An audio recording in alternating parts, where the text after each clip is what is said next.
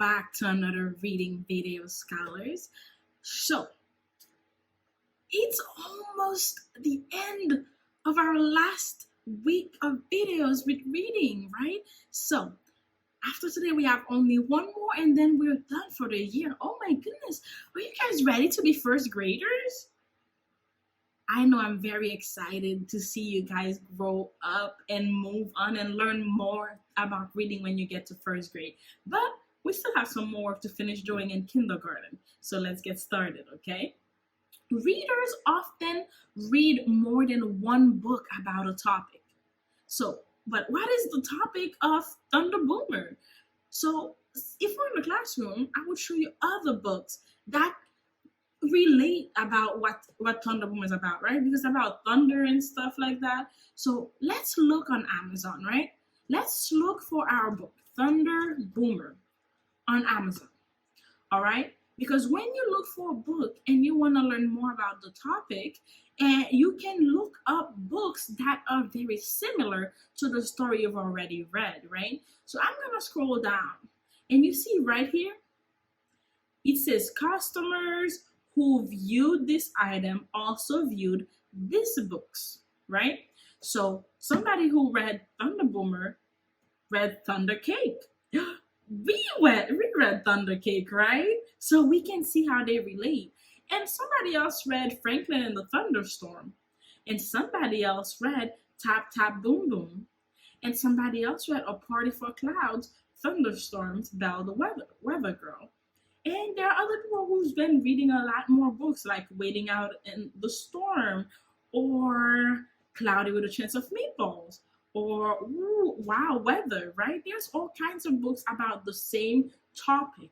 So when you learn about a topic, you have to read all kinds of books about that topic, okay? So if you want to read some other books, you can go to the library to find books about thunderstorms, or you can ask mommy to show you books on YouTube, because there are books where they read them aloud and then you can hear them, you can listen to them. So you can do that if you want to read more books about thunderstorms.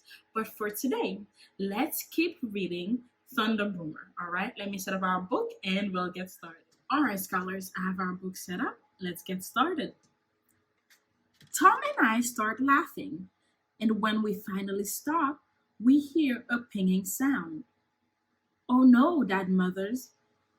Hell, and he slumps into his chair. Hell could shred the corn's green leaves. It could dent our metal roofs. Scooter whines. He doesn't like the noise. I put my arms around him and stroke his quivering side. Shh, it's all right, I tell him. That's just the Thunder Boomer showing off. Then the hell comes clicking down, ringing harder, louder, faster. What do you think is hell?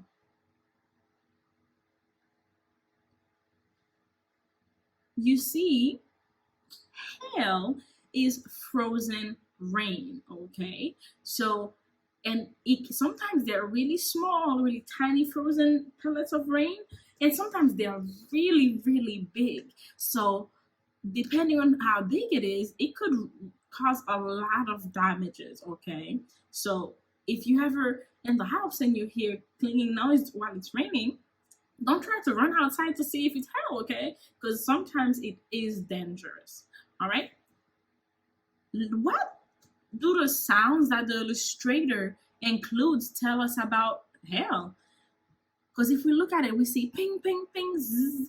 There's a lot of different onomatopoeias that he's using. What does it tell us about hell?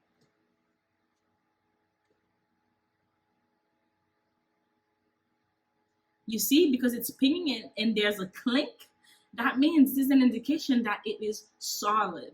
Because if it was just rain, it wouldn't make that ping or clinging sound, right? But because it's making those sounds, it tells us that hell is solid, all right? Let's keep reading.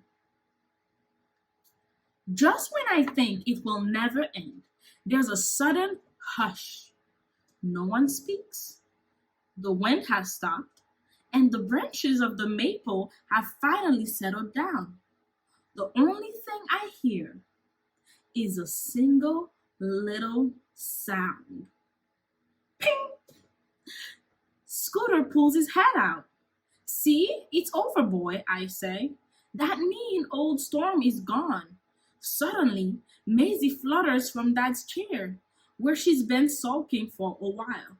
She marches through the kitchen straight up to the door. Scooter scrambles after her. They both want out right now.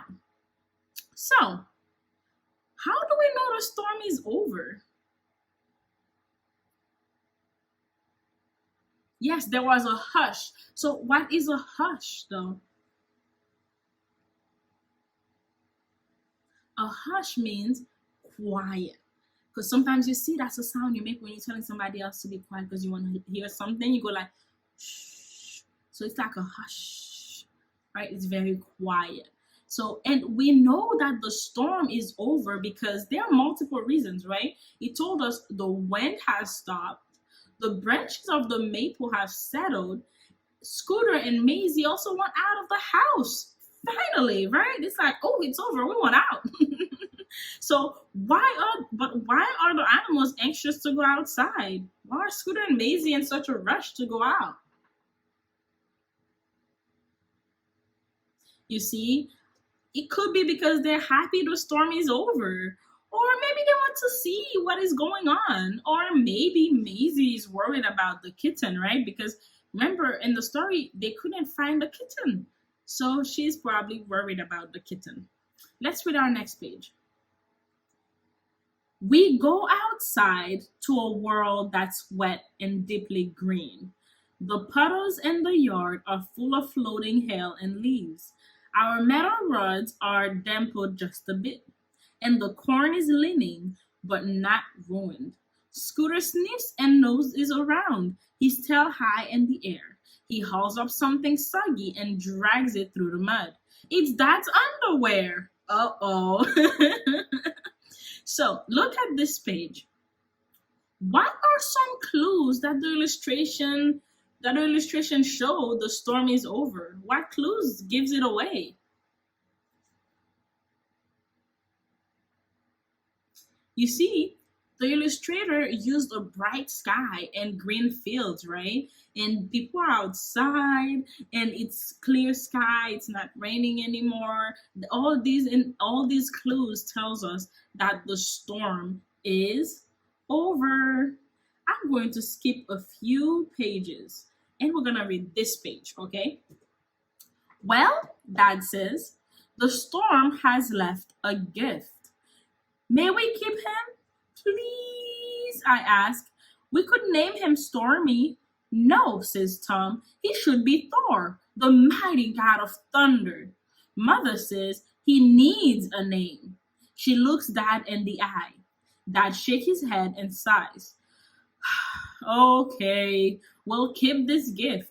Just listen to that thunderous purr. And then I say, I know the perfect name. Let's call him Thunder Boomer. So, what good thing came from the storm?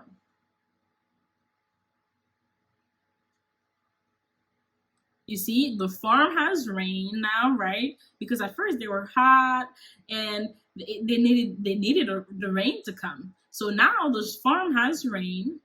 The rainstorm also brought the family together, right? Because they had to spend more time close to each other during the storm. And the best part of it all, they found a kitty. I would love to have a kitty right now. So, why is Thunder Boomer the perfect name for the cat?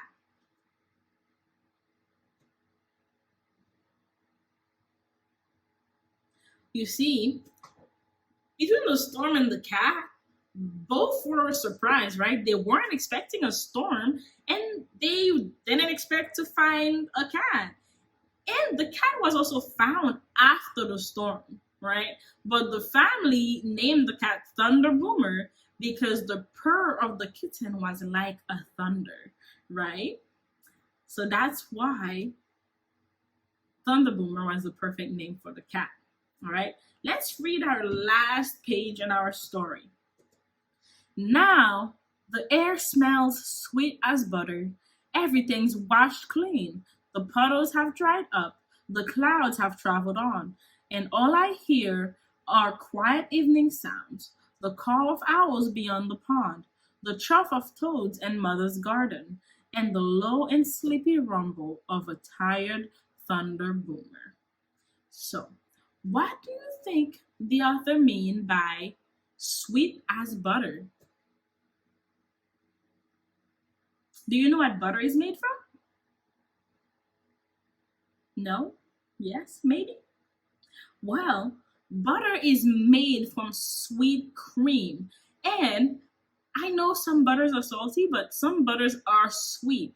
Homemade butter, like the ones they probably make on the farm, is especially sweet compared to the butter we buy in stores, right? Because the butter we buy in stores can be salty. But homemade butter, which they probably use because they live on a farm and they have all the ingredients right there, is very sweet.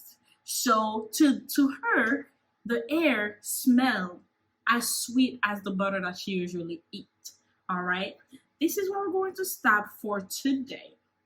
Let me get our book ready. Well, not our book, your mission for today ready. And I'll let you know what it is, okay? All right, scholars. Are you ready for your mission for today?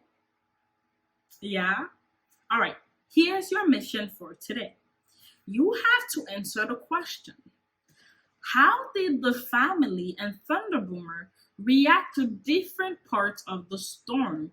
Remember, I have the book on your page on the assignment, so you can go back through the story and refresh your memory so you'll be able to answer the question if needed, okay? And this is how you'll know that you did it correctly, all right? First, you will be able to explain how the family reacted to different parts of the storm using pictures and at least 2 to 3 sentences because you are soon to be first graders, right? So I need to see those sentences with my capital letters in the beginning, my punctuations at the end of the sentences, right? All right. So, and when you are all done with answering this question and you turned it in, you have to do 20 minutes on RazKids, okay? Make sure you are reading as much as you can so you can progress and be able to read even more books when you get to first grade, okay? So those are your mission for today. Are you ready? Yeah? All right. Get ready. Get set. Go.